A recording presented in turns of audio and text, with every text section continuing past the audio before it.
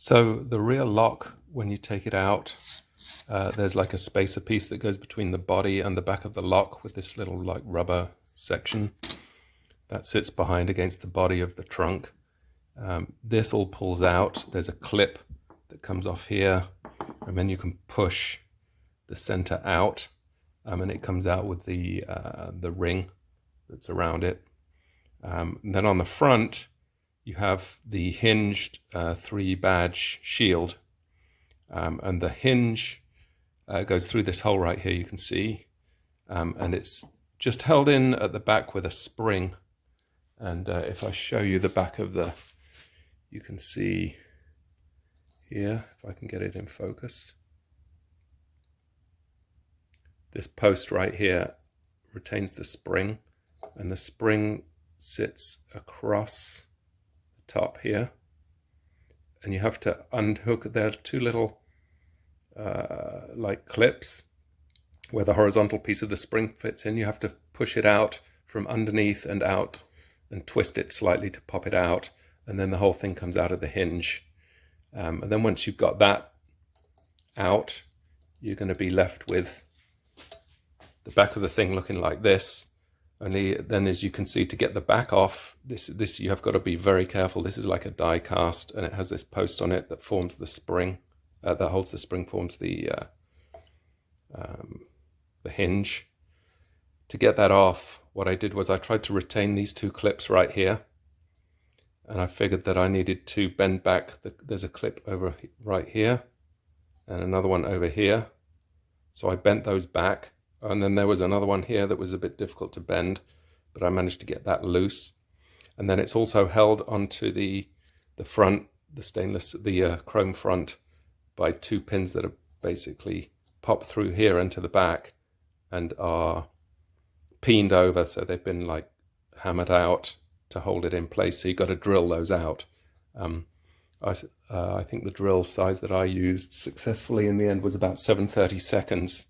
But I kept drilling and prying slightly once I'd got those clips bent back. And eventually the back came off. So then we've got the badge underneath that sits in the chrome surround, just like the front badge. So now I'm going to go to work on the back of this. You can see, here's the before. You can see how terribly faded that is. So I'm going to see what I can do with that.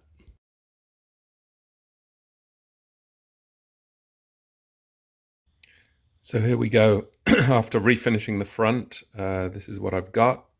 It's not 100% perfect, but it's way, way better than it was. So the paint's dry. I've refinished the front, so it has a nice sheen. I've pressed the back piece back in. So once again, I had two little tabs that I managed to leave in place here and here. And then it butts up against this post here on this side, and then of course it has to locate through this hole here. So I pushed it in this way under the things and then hinged it downwards so that it covered up this hole right here. So it went over this hole right here. This is the one that I had to break and cut out. This one I had bent back, but it wouldn't bend, it broke off. So what I'm going to do now is I'm going to put some Bondo down this side where this tab was, probably a little bit over here, and some Bondo into with these two where I drilled them out, and maybe a little bit down here where this one's bent back. These ones never got, I never touched those, and this post here helps to center it. So Bondo here, here, and then probably in these 1, 2, 3 tabs that I had to break or bend back. Then this hinge will be back as part of the whole assembly, and I'll be able to go ahead and put it back into the lock. So here we go. I've mixed the Bondo and smushed it into these few areas here, and now I'm just going ahead and scraping off the excess from around the holes because I want this on the same level. This is related to the hinge action, so I don't want anything protruding above the surface, so I'm just smoothing it all out. But you can see the 3 main areas I put the Bondo 1, 2, 3, and the 2 holes where I've just smushed some Bondo in there. And then to reinsert the hinge, you need to push it through the housing, place the spring on here, and it has to push up against that little tab at the bottom. And then what you got to do is get a hold of the spring, probably with some needle nose pliers, and you got to twist it in the direction of the tension, which is obviously in this case counterclockwise. So you got to twist it pretty much 180 degrees so that it fits under these 2 tabs and slots back in just exactly like my nail is right there across that way. So it's going to go across like this and go underneath. And then it should push down and hook underneath these 2 tabs as it was when we removed it. So the spring is back in place using a combo of needle nose pliers and a screwdriver to press it back down so it sits into the slot.